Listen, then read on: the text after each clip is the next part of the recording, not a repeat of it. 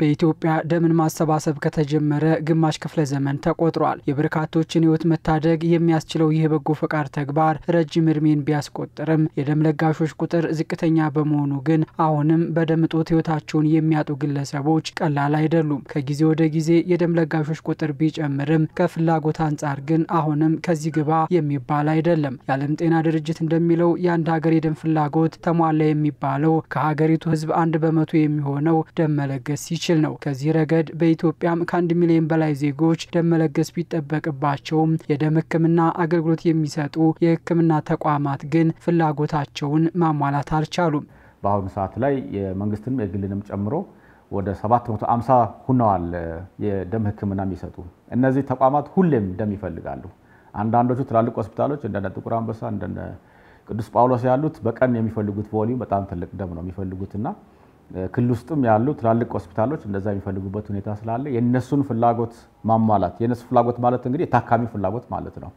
ስለዚህ እሱን ከማሟላት አንፃር ስናይ የተሟላነን ብለን መውሰድ የምንችልበት ደረጃ ላይ አልመጣንም። የኢትዮጵያ ደምና ህብረ ሕዋስ ባንክ አገልግሎት መረጃ እንደሚያሳየው በአመት የሚሰበሰበው ደም 500,000 መድረስ አልቻለም። እያጠናቀቅን ያለነው በጀት አመት 11 ወራት መረጃን ብንመለከት እንኳ 378,000 ከረጢት ብቻ ነው የተሰበሰበው። በ11 ወር ውስጥ አጠቃላይ ወደ 378,500 ደም መሰብሰብ ተችሏል እንደ ሀገር።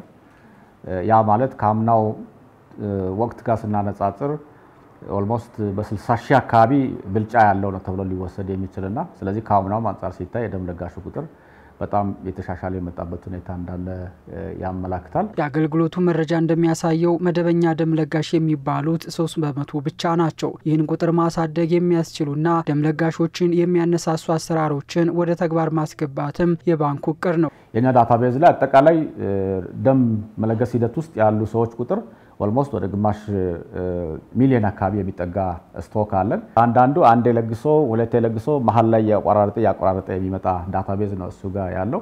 እሱን በደንብ ማክሲማይዝ ማድረግና ለሚቀጥለው በጀት አመት አጠቃላይ የደም ለጋሾች የሪቴንሽን የሚባለው ወይም ማቆያ ስርዓት እንዲኖር ስትራቴጂ ኦልሞስት የጨረስንበትና የደም ለጋሹ ምቹ ሁኔታዎችን መፍጠር ጥሩ ኤክስፒሪየንስ እንዲሆናቸው ደም ልገሳው የማድረግ ወደፊት በዛ መንገድ የምንቀጥልበትና የለጋሾቹ ቁጥር በደንብ እየጨመረ ቅድም ያለው ፍላጎት በሚያሟላ መንገድ እንዲሄድ የማድረግ እቅዶች ኦልሞስት የእቅዳችን አካል መሆኑን እንደው ማንሳት እፈልጋለሁ። አገልግሎቱ አሁን ላይ የደም ፍላጎቱን በብዛት የሚሰበስበው ከትምህርት ቤቶች ነው። ይህ ደግሞ ተማሪዎች ረፍት በሚሆኑበት ሰዓት የደም እጥረት በብዛት እንደሚፈጠር ነው አገልግሎቱ የሚገልጸው። በመጪው የክረምት ወቅትም ይህ እጥረት እንዳይከሰት የበጎ ፈቃድ አገልግሎት አካል በማድረግ ደምን ለመሰብሰብ ታቅዷል። አዲስ አበባ ከተማም በክረምት በጎ ፈቃድ አገልግሎት ትኩረት ሰጥታ ከምትሰራበት ዘርፍ መካከል የደም ልገሳ መርሃ ግብር አንዱ ነው። በደም ልገሳ በርካቶችን እናሳተፋለን። በጎ ፈቃደኝነት ማንንም አያጎልም ያተርፍ እንደሆነ እንጂ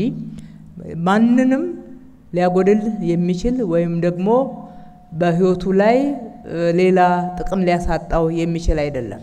አሁን ኦልሞስት ላንች ተደርጓል የክረምት በጎ ፈቃድ ስራ አጠቃላይ እሱ ውስጥ አንዱ የደም ልገሳ እንዲሆን ማድረግና በእኛ በኩልም ወጣቶችን በደም ሞቢላይዝ አድርጎ ሞቅ ባለ መንገድ አዲስ አበባ ጤና ቢሮን ጨምረን በጋራ ላውንች አድርገን አብረው እንቅስቃሴ ለማድረግ እኛም ዝግጅት ያደረግን ያለንበት ሁኔታ አለ። አንድ በጎ ፈቃደኛ በሚለግሰው ደም የ3 ሰዎችን ሕይወት መታደግ ይችላል። ደም መለገስ መሰጠትን ይጠይቃል የሚለው አገልግሎቱ በደም እጦት የሚሞቱ ዜጎችን ሕይወት ለመታደግ ኢትዮጵያውያን ይህንን በመገንዘብ ደም መለገስ ባህላቸው ሊያደርጉ ይገባል ሲልም ጥሪ አቅርበዋል።